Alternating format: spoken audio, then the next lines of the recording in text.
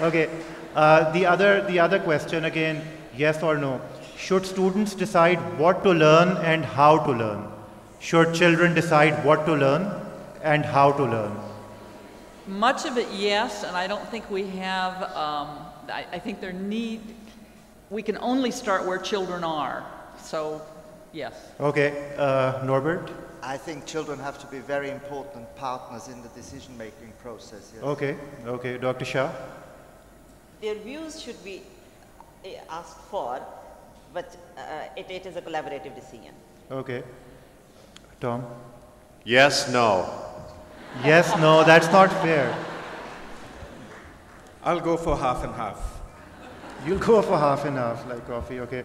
And should there be, well, the last question is sort of linked to the previous one, but should there be democracy in schools? Yes, no? Yes. It's worked very well in your country, as we all know. Yes, no, Norbert? Can you repeat the question? Should there be democracy in schools? Absolutely, yes. Absolutely. Dr. Shah? Absolutely. It is democracy. Okay. I refer to our philosophy, that is democracy. Okay. Tom? Well, in America, it's unavoidable, so yes. Okay. Democracy with discipline. Democracy with discipline, that's something I'm sure we could learn at various levels. I just want to tell you what the audience response to this was, because these questions have been up on our website now for maybe the last month or so, and thousands of people have answered them.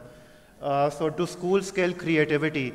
49% said yes, 51% said no. Is technology a catalyst for teaching and learning, which is a question I asked you? 85% said yes and 15% said no. Should students decide what to learn and how to learn? 62% said yes and 38% said no. So that's, a little bit more even. Do teacher training courses have an impact on classroom practice? The background to this question is that at Beaconhouse we've been training our teachers now for 20 plus years, and sometimes we wonder what real benefit that training actually brings to the classroom. So 88% of the respondents said that teacher training courses do have an impact on classroom practice. Maybe they're the ones who actually did the courses. Yeah. 12% said no, they do not. Then number 5 is change management, resistance management in schools. 58% said yes and 42% no. And finally, Tom, you'll be interested, do children learn through play? 90% said yes and 10% no. So anyway, ladies and gentlemen, that brings us to the end of this panel discussion. Thank you very much. I hope we've managed to give you some idea of the sort of themes that we're looking at over the next 2 days. And I'd like to also take this opportunity to thank my panelists for their cooperation and for being here and for answering our questions. Thank you all very much. We look forward to engaging with you in the next couple of days. Thank you.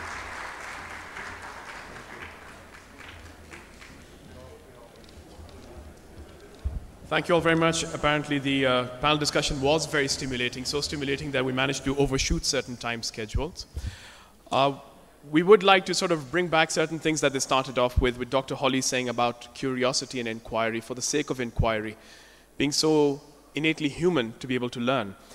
And Dr. Pachler talking about innovation, not just for the sake of innovation, but for the appropriate reasons. Dr. Shah's point, which I may reiterate on her behalf, leadership is not just about sitting on top. It's not being a boss. It's about creating a collective and a collaborate for the right purpose. Again, Dr. Thomas White enlightened us about the biology of learning, so that I think when we teachers go into the classroom and understand why exactly are we teaching them this thing in this particular manner, and of course, overwhelmingly 90% if you think that learning is a good medium of teaching, we know why.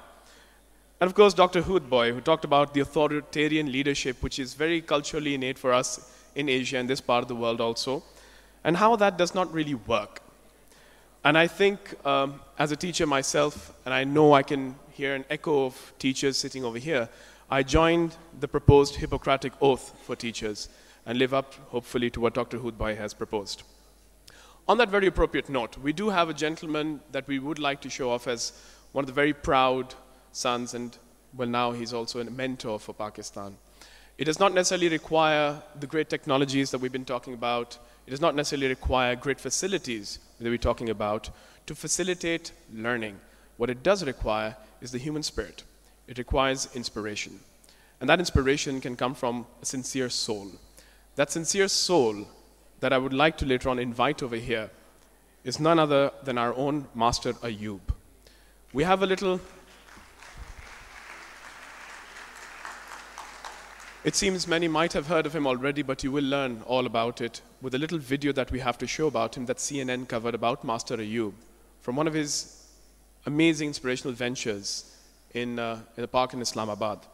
Master Ayub will be invited to say a few words, and may I inform all those who will be only comprehending English over here, he will be speaking in Urdu. But for your benefit, we have a translation for that. So if you could have the video ready.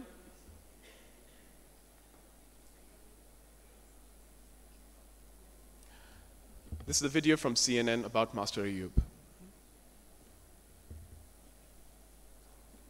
6 days out of the week, Master Ayub takes an empty park in downtown Islamabad and turns it into a magical place. Around 3:30 in the afternoon, you'll find a few children walking into this park, then a few more kids, and pretty soon what you have is more than 150 children in what is an outdoor night school. I get happiness from them. I get love from them. I get fondness from them. When I teach them a word and then I hear it, I feel immense satisfaction. Most of these children come from underprivileged families. About half of them can't even afford to go to school. Master Ayub says he found a lot of them picking trash from the streets, selling scraps to support their families. And what he does, he goes to the families, he says, look, give me your children. Let me give them an education. At Master Ayub's school, there's no desks, there's no chairs, really nothing remarkable about the facilities. But what has emerged over the past 25 years is plenty of remarkable success stories. What is your name? My name is Sumbul. Her name is Sumbul. This is Sumbul. She's 7 years old. Her mother is a housekeeper, and she's speaking English to me thanks to this school. When you grow up, you want to be a doctor? Yes, she wants to be a doctor. Yes. All right, the sun has set here in downtown Islamabad, and it's getting kind of chilly, but what the students have done is just bundle up a little bit, and they're continuing to chug along, and so is Master Ayub. Remember, for the 25 years he's done this, he hasn't received a penny. I have made a decision in my heart that till there is a single drop of blood in me, I'm going to stay here. Even when my body gives up, I would want to teach these children. His students love him so much, they've actually built this gravesite at the park for him. They say when he passes away, they still want him to be nearby.